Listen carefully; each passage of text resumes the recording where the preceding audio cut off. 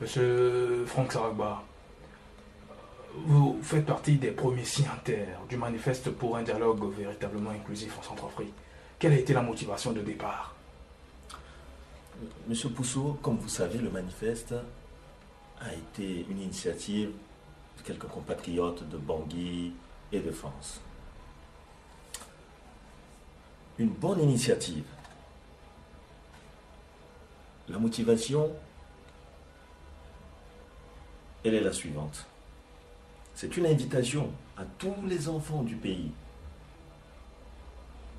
afin de se retrouver autour d'une table et de se parler, de dialoguer, alors que rien ne va plus. Voilà la première des motivations. Il est hors de question d'exclure qui que ce soit. Donc vous voyez, c'est un acte positif. Comment on peut aller contre un acte positif? Voilà ma première motivation.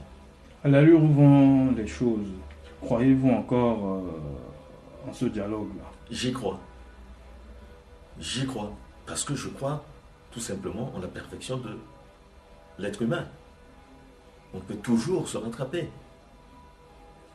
C'est pourquoi je crois que il n'y a pas d'autre solution que ce dialogue-là. L'une des reproches qu'on fait aux signataires du manifeste, c'est de rouler pour tel ou tel homme politique. Qu'est-ce que vous avez à dire là-dessus? Ben, tout simplement, j'invite tous ceux qui tiennent ce langage-là de consulter la liste des signataires. Ils verront qu'il y a une telle diversité dans les listes. Et puis, franchement, j'ai assisté à des réunions.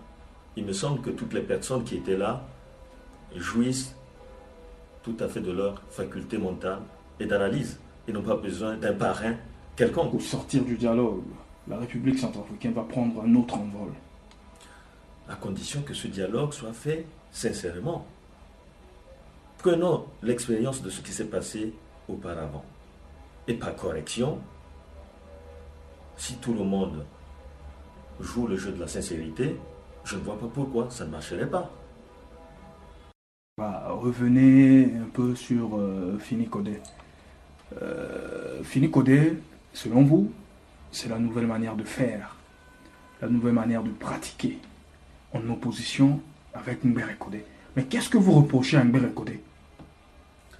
Je le disais tantôt que Mbere Kodé, c'est un état d'esprit.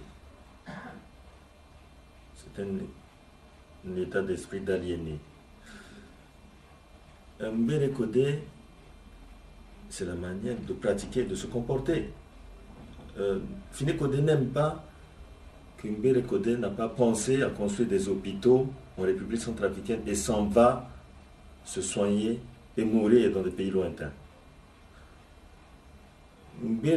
Fini Kodé n'aime pas que Mbere Kodé ne pense pas à construire des écoles en République centrafricaine et envoie ses enfants étudier à l'étranger. Fini Kodé n'aime pas que Mbere Kodé prenne l'argent public pour acheter des maisons, des appartements ailleurs, à l'extérieur, sans construire des entreprises pour pouvoir embaucher nos jeunes au chômage. C'est tout ça que Fini Kodé reproche à Mbere Kodé. Revenons un peu sur les mots qui sont à l'origine de nos mots, comme vous faites un jeu de mots, notamment l'ethnie, la monnaie, l'immigration et autres. Concernant l'ethnie, le problème ethnique est un faux problème, utilisé par des politiciens de second ordre pour se donner une notoriété. Parce que le problème ethnique en République centrafricaine, pour ma part, c'est un faux problème. Parce que nous avons toujours vécu ensemble. Il y a eu des mariages, il y a eu des enfants. Et il a fallu que de piètres, je dis bien, de piètres politiciens arrivent et jouent la fibre ethnique pour pouvoir monter nos compatriotes les uns contre les autres. C'est pour ça que je parle dans Fini Kodé du problème ethnique, qui est un faux problème. Concernant la corruption. Ben, la corruption, c'est quelque chose à laquelle il faut s'attaquer. On ne peut pas, dans la corruption, punir toujours les plus petits, alors que l'exemple devrait venir de là-haut. Voilà pourquoi Fini Kodé fait de la corruption sa priorité, l'éradication de la corruption. Et par exemple, la monnaie? Mais la monnaie, trouvez-vous normal qu'un pays souverain, la monnaie, fait partie des symboles de la souveraineté? Et trouvez-vous normal, M. Poussou, que la République centrafricaine, aussi bien que d'autres pays africains, continuent à utiliser le franc CFA, qui est une propriété de notre État? Alors rien que sur cette base-là, il est temps que nos États battent leur monnaie aujourd'hui.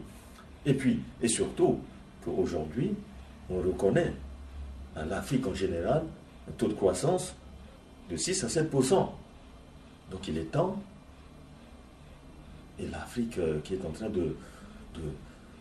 d'intéresser tout le monde, il est encore doublement temps que nous battions notre monnaie. Dans ce cas, le franc CFA serait-il une monnaie de la honte?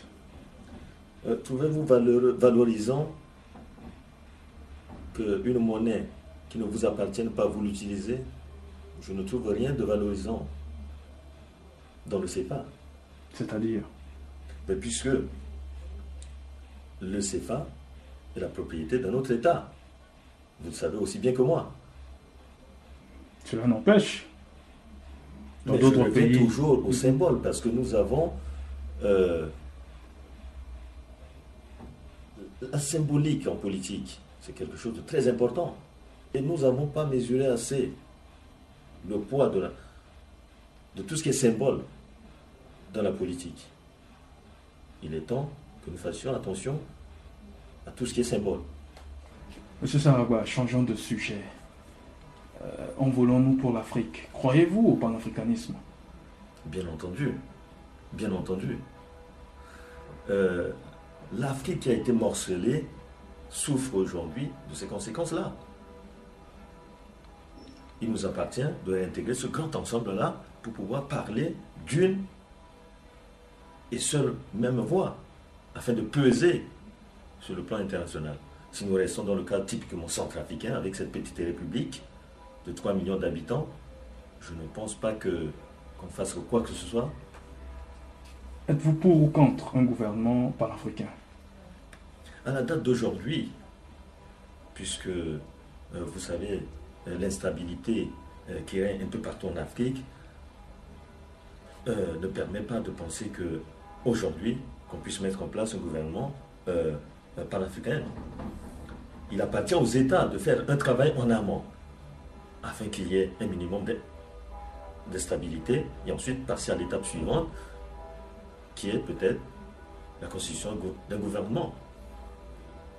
Mais n'oublions surtout pas que l'essentiel, c'est l'intérêt d'abord des Africains. Avez-vous un message de fin à faire passer? Un message de fin, c'est mon enthousiasme, l'envie de faire quelque chose. Je suis sûr que un peu partout, en Afrique, en Amérique, en Europe, il y a beaucoup de jeunes centrafricains qui ne demandent qu'à rentrer, à mettre en œuvre ce qu'ils ont vécu, ce qu'ils ont vu. Ils sont impatients. Alors, donnez-leur cette chance-là. Donnez-leur cette chance-là. Voilà un message qui fait ce midi là. Imna Singila. Merci Mingi, M. Poussou, maintenant à Kiri, à la Kiringanzoni. Singila.